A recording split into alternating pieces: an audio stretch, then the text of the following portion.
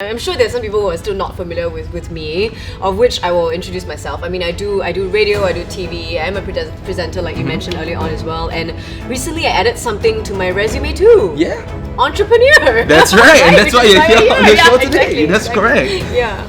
I knew nothing almost about running an F&B business, which is why I'm so glad to have had partners around me. We all have our different strengths and we all have something different that we bring to the table. So we learn a lot from everyone, each and everyone as well.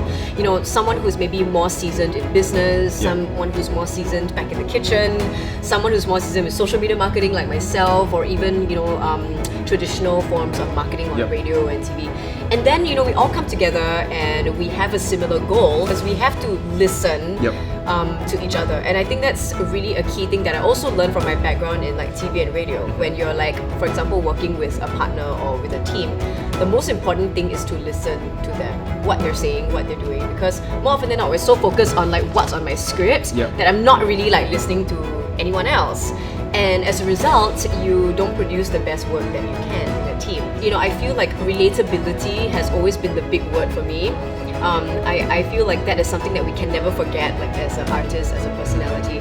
Because I don't want to be like, one day I cannot relate to my audience anymore. I grow up with them, right? You know, we're still growing up together. A lot of us go through the same things, like, oh, getting a first car, getting a first house, getting married. I don't know. I mean, I'm not married yet, but like, you know what I mean? Like we're going through the same phase, like in our 20s and 30s and then later on as well. So I think relatability is the main word of the day for me when it comes to personal branding as well. If you have that in mind, everything else will fall into place naturally. It's so important to have a solid support system around you.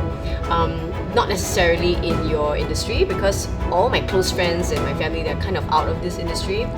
It's always great to have them to keep you in check as well.